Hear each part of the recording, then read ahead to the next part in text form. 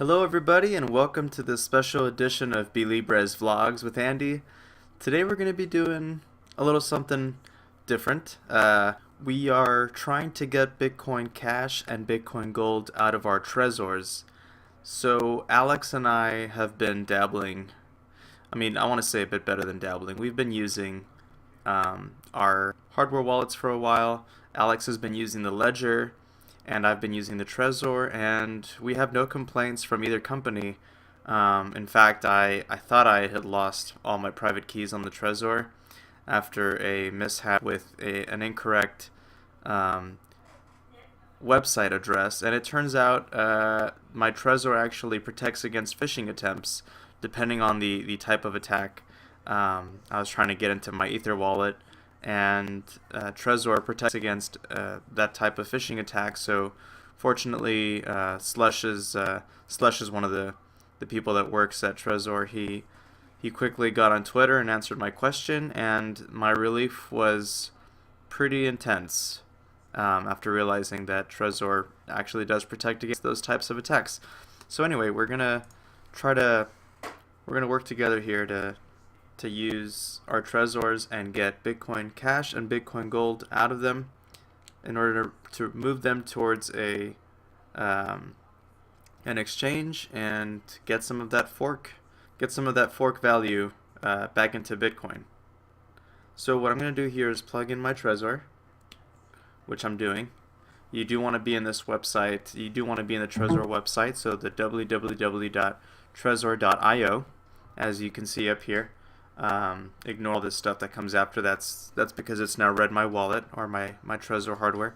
So what you want to do here is go ahead and log in, enter your PIN according to how you're supposed to log in, according to whatever your PIN is. And so my hardware wallet, my Trezor is waking up now, and so we're gonna see different things here on each other's screens. Because my Trezor has been updated with the latest software, I'm not going to have the option which should be up here, and the option should be asking me if I want to update to the newest software, or firmware will be called. It should be 1.6.0. That is the newest Trezor software. Had I waited, or had I done this video a bit sooner, we would be going through a different process in order to split our Bitcoin Cash and our Bitcoin Gold, but through the new update, it is now a lot easier and more straightforward to do this decoupling of the forked currencies. So up here in the top left, you see Bitcoin. I am getting ahead of myself. If you have not updated to the most latest software, you're going to see you should see in a yellow or orange banner up here that there is a new software. Now I must stress this point: if you're going to update to the newest software, I'll tell you how to do that, but first I must insist that you find and have your private key, which is the 24-word seed that you wrote down when you first initialized your Trezor. You must have that on hand, or at least close by, but please, please, please make sure that you have it, that you have not lost it, and you know exactly where it is. I bring this up because when these firmware updates occur, there is a small chance that you're going to have to input the 24-word seed. And if you don't have it, you run the risk of losing whatever crypto investment you've made into this hardware wallet. I don't see it as much of a bug as much as it is really just a safety feature to begin with. You should have that 24-word seed on hand, or at least you should know where it is at all times in case anything were to happen to your Trezor. So yeah, please make sure you have that seed with you in case anything goes wrong and you have to just reboot your Trezor using that 24-word seed, in which case you will have recovered all of your Bitcoins or all of your crypto in the Trezor, and you should be fine. So that PSA, that long-winded PSA aside, in order to update the Trezor, what you're going to see, you would see up here a yellow banner saying you should update to the latest firmware. What you're going to do is you're going to unplug the Trezor, and before you plug it back in to initialize the the update, you're going to hold both buttons on the Trezor. So the Trezor has two buttons on it. You're going to hold both of them as you plug it back in to the USB cable.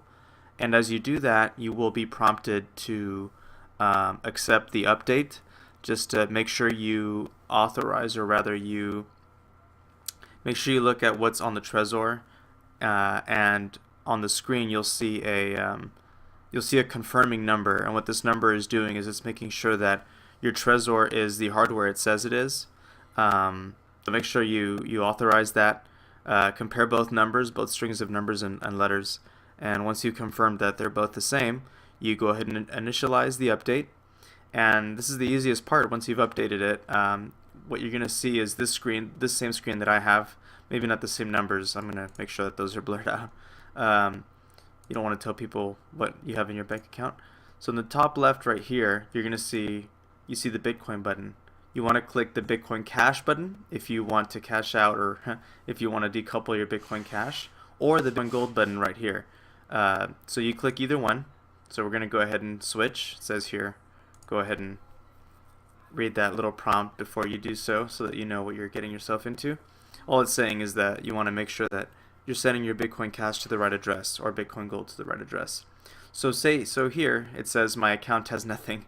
I've already removed the Bitcoin Cash that I had. I've already swept them onto an exchange to get rid of them. So from here you're going to see receive, the receive button and the send button. So what you would do here is you would go to the send for Bitcoin Cash if you want to send them to an exchange. You would enter the address. You would enter the address that is provided to you in the exchange right here. You'd put the amount of Bitcoin Cash, and in which case, if you want to get rid of everything, you'd say all funds. Of course, I don't have any funds here. And then here you're offered to put in a fee. So normally you want to go by whatever guidelines Trezor gives you. Whatever is normal, I would say go with that. Unless you can wait a bit longer, in which case it should give you like a normal, low, and then economic fee. So yeah, once you've done that, you go ahead and send off the Bitcoin Cash. You do want to make sure that you are sending Bitcoin Cash to the right address. You do not want to be sending Bitcoin Cash to a Bitcoin only wallet. They are different. Bitcoin Cash here, let's see, if you're going to receive Bitcoin Cash, they are very similar addresses. I think that is a mistake that that was a programming mistake to make Bitcoin Cash and Bitcoin wallets very similar, but oh well. So this is the Bitcoin Cash up here in the top left. Now if we want to go to Bitcoin Gold, we just go ahead and up here in the top you click the button here and you click the option of Bitcoin Gold. Now that you're here, you can see how much Bitcoin Gold you have. Depending on how many accounts you have, you must remember that if you did not have any Bitcoin in your Trezor wallet prior to the forks that occurred, August 1st was the Bitcoin Cash wallet, and later on in the year was the Bitcoin Gold. I don't remember the exact date, but I know it was later than definitely later than August. But Bitcoin Cash, you would have been given any Bitcoin Cash had you been holding Bitcoin before August 1st in your Trezor. So here in Bitcoin Gold, same thing. You have the address here. You'd go to any exchange and you would put in the address that they prompt you with to receive or to deposit Bitcoin Gold. You put it in here, and again you put in the amounts, and you put in whatever fees you want. Here it is: high, normal, economic, low. And once you've done that, you send, and you follow the prompts, and you click the button on your Trezor, and you've sent your forked coins to another to an exchange to get rid of for more Bitcoin, I hope. So yeah, let's see the Bitcoin. Yeah, see here, the Bitcoin Gold address is different. It starts with an A. It's just very, very much what's the word? Distinct. It is distinct from a Bitcoin address, which I think was smart on your part, so that people don't get confused and lose any Bitcoin Cash or Bitcoin, worse, Bitcoin that they had. But yeah, guys, hope you all learned something from this tutorial. It was pretty straightforward. Had I done this a bit earlier in the year, I guess a month or two ago, we would have been doing something much different. But it's pretty straightforward. Hope this helped you all out. Until next time, bye.